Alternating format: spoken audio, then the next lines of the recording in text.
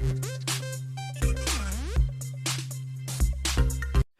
And welcome back to the channel. तो आज के इस लेक्चर में हम बात करने वाले हैं राष्ट्रीय आय की गणना की कि राष्ट्रीय आय की गणना कैसे की जाती है और भारत में किस प्रकार से राष्ट्रीय आय की गणना की जाती है, कौन भारत में राष्ट्रीय आय की गणना करता है, उसको आज हम डिस्कस करने वाले हैं। तो आप अंत तक जुड़े रहेंगे। अगर आपने इससे पहले के लेक्चर नहीं देखे हैं तो वो लेक्चर आप ज़रूर देख लें, आगे आपको बहुत ज़्यादा काम आने वाले हैं। तो लिंक आपको डिस्क्रिप्शन या आई बटन में मिल जाएगा, तो वो लेक्चर आप ज़रूर देख लें। तो आज हम बात करने वाले हैं किस चीज़ की, राष्ट्रीय आय की गणना करने वाले हैं कि राष्ट्रीय आय की गणना कैसे की जाती है। तो पहले तो ये देख लो कि भारत में जो राष्ट्रीय आय की गणना करता है वो कौन करता है, CSO करता है। कौन करता है, CSO, यानी केंद्रीय सांख्यिकी संगठन जो है वो आपके क्या करता है, राष्ट्रीय आय की गणना करता है। किस कहाँ पे ये क्या करता है, गणना करता है। आपकी केंद्रीय सांख्यिकी संगठन जो है वो आपके राष्ट्रीय आय की गणना करता है। तो ये किस आधार पर राष्ट्रीय आय की गणना करता है, तो ये क्या करते हैं, जो हमारे आर्थिक क्रिया के जो क्षेत्र हैं या उत्पादक के जो क्षेत्र हैं उनको क्या करता है, 3 भागों में बांटता है। और वो 3 भाग आपने देख रखे हैं। पहला भाग आपका क्या है, प्राथमिक क्षेत्र। कौन सा है, प्राथमिक क्षेत्र, आपने पढ़ा भी होगा पहले, प्राथमिक। और ये आपका क्या है, क्षेत्र, प्राथमिक क्षेत्र पहला हो गया। दूसरा है आपका, दूसरा कौन सा है, द्वितीय क्षेत्र। द्वितीय क्षेत्र या द्वितीय क्षेत्र। और तीसरा है आपका तृतीय क्षेत्र। क्या आ जाएगा, तृतीय क्षेत्र। ये हो गया आपका द्वितीय क्षेत्र और ये आपका तृतीय क्षेत्र। प्राथमिक क्षेत्र को कहा जाता है, प्राथमिक क्षेत्र को क्या कहा जाता है, कृषि क्षेत्र। ये आपका क्या है, कृषि क्षेत्र है। ये आपका औद्योगिक क्षेत्र है, यानी इसमें उद्योग होता है। और तीसरा आपका तृतीय क्षेत्र या सेवा क्षेत्र। सेवा क्षेत्र हो गया। अब देखो, जो राष्ट्रीय आय की गणना की जाती है मोस्टली क्या है, हमारे पास 13 उत्पादों को लिया जाता है। 13 उत्पाद कौन कौन से हैं, पहले हम क्या लिखेंगे, प्राथमिक क्षेत्र के जो उत्पाद हैं वो कौन कौन से हैं। पहला आपका क्या है, पहला कर दो कृषि, कृषि हो गया। दूसरा आपका क्या है, वानिकी। दूसरा क्या है, वानिकी। तीसरा क्या है आपका, तीसरा है आपका मत्स्य पालन। मत्स्य पालन। और चौथा है आपका क्या आ जाएगा, चौथा आपका आ जाएगा इसमें खनन। क्या है आपका, चौथा है आपका इसमें खनन आ जाएगा। ठीक। द्वितीय क्षेत्र की बात करते हैं। द्वितीय क्षेत्र में आपका जो क्या है, औद्योगिक क्षेत्र है, यानी इसमें पहला क्या आएगा, इसमें आएगा निर्माण। क्या आएगा, निर्माण। दूसरा आपका आएगा विनिर्माण। विनिर्माण, विनिर्माण क्या होता है, यानी जो पहली चीजें टूट फूट रखी है उनको फिर से निर्माण करना क्या कहलाता है, विनिर्माण कहलाता है। तीसरा आपका आएगा, तीसरा आपका क्या आएगा, गैस। तीसरा आपका आएगा गैस। चौथा आपका क्या आ जाएगा, चौथा आपका आ जाएगा विद्युत। क्या आ जाएगा, विद्युत आ जाएगा। और इसमें पांचवा क्या आ जाएगा, पांचवा आपका आ जाएगा जल आपूर्ति। क्या आ जाएगा, जल आपूर्ति। 5 हो गए आपके। तो इसमें आगे आपके 5, तो यहाँ पर 4 आगे, यहाँ पर 5 आगे। ठीक। अब यहाँ पर भी क्या आएंगे, यहाँ पर आएंगे 4। तो इसमें पहला क्या आ जाएगा, इसमें आपका आएगा, पहला आएगा यातायात। दूसरा आपका आएगा संचार। दूसरा क्या है, संचार। तीसरा आपका आएगा, तीसरा आपका आएगा व्यापार। व्यापार भी आपका इसी क्षेत्र में आता है। और चौथा आपका आएगा, चौथा क्या आ जाएगा, रक्षा।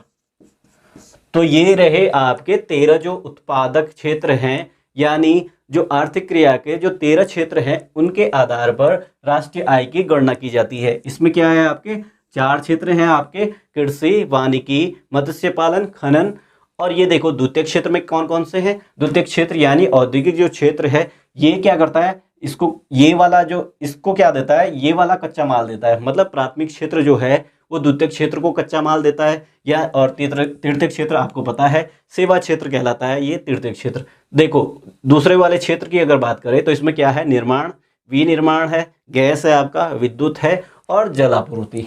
ठीक, तृतीय क्षेत्र की बात करते हैं, सेवा क्षेत्र। सेवा क्षेत्र में आपके सामने क्या क्या है, यातायात होता है, संचार होता है, व्यापार होता है, और आपका इसमें क्या आता है, रक्षा जो क्षेत्र है वो आपका इसमें आ जाता है। तो ये आपके सामने क्या है, इस तरह से क्या करती हैं, इन आधारों पर राष्ट्रीय आय की गणना की जाती है। अगर भारत में राष्ट्रीय आय की बात करें या जो राष्ट्रीय आय की गणना की जाती है उसके क्या हैं, 3 मेथड है आपके। राष्ट्रीय आय की गणना करने की क्या है, 3 मेथड हैं। वो कौन कौन से हैं वो देखते हैं हम।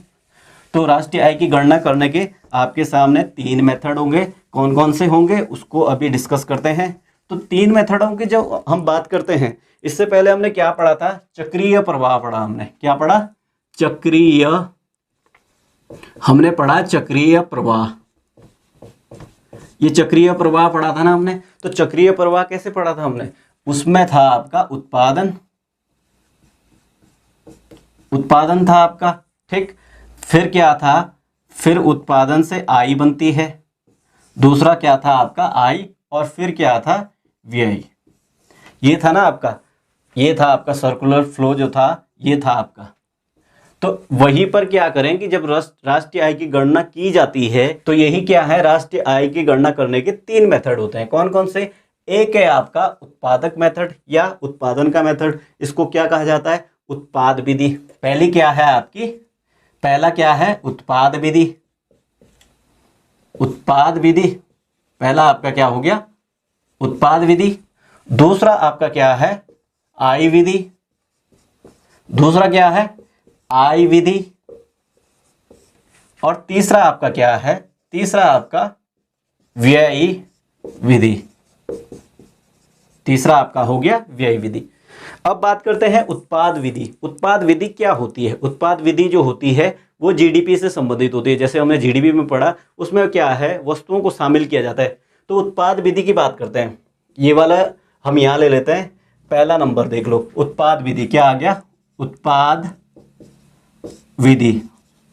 जो उत्पाद विधि होती है ये भी हमारे सामने 2 टाइप की होती हैं। उत्पाद विधि भी आपके सामने कितने टाइप की है, 2 टाइप की। कौन सी है, पहला आपका क्या है, मूल्यवर्धित, मूल्यवर्धित विधि, मूल्यवर्धित विधि। और एक है आपका अंतिम वस्तु। अब अंतिम वस्तु, अब यहां पर क्या है कि जो उत्पाद विधि है वो 2 टाइप से लगती है। मूल्यवर्धित का मतलब होता है कि जैसे आपके पास क्या है, गेहूं था, ठीक, गेहूं का उत्पादन किया आपने, जैसे गेहूं को बेचा 20 रुपए किलो, ठीक, गेहूं से बनाया कुछ मैदा बनाया, चलो मैदा बना 30 रुपए किलो, तो क्या हुआ, मूल्य में कितनी वृद्धि हुई, 10 रुपए की। मैदे से कुछ और बना, वो 40 रुपए का बिका, तो मूल्य में कितने की वृद्धि हुई, 10 रुपए की और हुई। तो जैसे जैसे मूल्य में वृद्धि होगी उनको ऐड किया जाएगा। पहले 20 को ऐड करेंगे, फिर उसमें 10 की वृद्धि हुई तो 10 को ऐड करेंगे, फिर 10 की वृद्धि हुई तो 10 को ऐड करेंगे, 5 की वृद्धि होगी तो 5 को ऐड करेंगे। मतलब जैसे जैसे मूल्य बढ़ता जाएगा वो मूल्यवर्धित में आता है, ठीक। अंतिम वस्तु में क्या है, अंतिम वस्तु का मतलब है कि जो वस्तु लास्ट में उपभोग हो जाएगी। जैसे माना कि जैसे गेहूं था तो 20 रुपए पहले बिका, ठीक, मैदा बना 30 हो गया, फिर उसके बिस्किट बने तो बिस्किट माना 50 रुपए के बिके। तो बिस्किट अगर उपभोग हो गए हैं, बिकने के बाद अगर उपभोग हो गए, क्योंकि बिस्किट का भी और चीज़ें बन सकती हैं, केक बना सकते हो, केक अगर बिका तो अलग चीज़ें। जब तक अंतिम वस्तु नहीं आएगी यानी उपभोग नहीं हो जाएगी तो उपभोग वाली कीमत आपकी क्या कहलाती है, अंतिम वस्तु की कीमत कहलाती है। यानी वही आपकी अंतिम वस्तु होती है जो उपभोग हो जाती है। अब किसी के कच्चे माल के रूप में वो यूज नहीं होने वाली, वो आपकी क्या कहलाती है, अंतिम वस्तु। तो उत्पाद जो विधि है वो आपकी क्या है, वो टाइप की है, और ये आपकी होगी उत्पाद विधि। इस तरह की क्या होती है, उत्पाद विधि होती है। यानी ऐसे जो उत्पादन होता है उसको ऐड किया जाता है, उससे क्या है, राष्ट्रीय आय की गणना की जाती है। आय विधि की बात करें तो आय विधि का मतलब है कि जितने भी सेक्टर हैं, जितनी भी लोगों को आय दी जाती है उनको इकट्ठा करके आय विधि इसी आधार पर है। मतलब इसको ज़्यादा मेजरमेंट नहीं दिया जाता है, इसको उतना ज़्यादा तवज्जो नहीं दी जाती है। तो ये आपकी होगी आय विधि। व्यय विधि भी आपको पता होना चाहिए, जितना भी कंजप्शन यानी जितना भी बिक रहा है, उपभोग हो रहा है, उसको ऐड किया जाता है, उससे क्या निकाला जाता है, राष्ट्रीय आय को निकाला जाता है। तो राष्ट्रीय आय की आपने देखी कितनी विधियां हैं, 3 विधियां हैं। राष्ट्रीय आय की जब गणना करते हैं तो 3 विधियां हैं। कौन कौन सी? एक है आपकी उत्पाद विधि यानी जो उत्पादन से संबंधित है, दूसरी आपकी आय विधि है और तीसरी आपकी क्या है? व्यय विधि। तो आई होप कि आपको राष्ट्रीय आय की गणना की जो विधियां हैं वो समझ आ गई होंगी। राष्ट्रीय आय की गणना की कितनी विधियां हैं? 3 विधियां हैं, ताकि आपको एग्जाम में अगर आए तो लिख सकें। 3 विधियां हैं आपकी, आय विधि, व्यय विधि और उत्पाद विधि। उत्पाद विधि और आय विधि। उत्पाद विधि और आय विधि क्या है? भारत में अपनाई जाती है। उत्पाद विधि का उदाहरण आप ले सकते हो जीडीपी, जो जीडीपी होती है वो उत्पाद विधि का उदाहरण है। और एनएनपी जो है वो आपका क्या है? आय विधि का उदाहरण है। यानी वहां पर क्या है कि जो नागरिक हैं उनकी आय को जोड़ा जाता है, उन्होंने जितना भी कमाया है उसको जोड़ा जाता है, उस विधि से क्या है? राष्ट्र की आय निकाली जाती है। तो आई होप कि आपको ये लेक्चर समझ आ गया होगा। तो वीडियो को लाइक करें, अपने दोस्तों के साथ शेयर करें और चैनल पर नए हैं तो चैनल को सब्सक्राइब करना ना भूलें। धन्यवाद।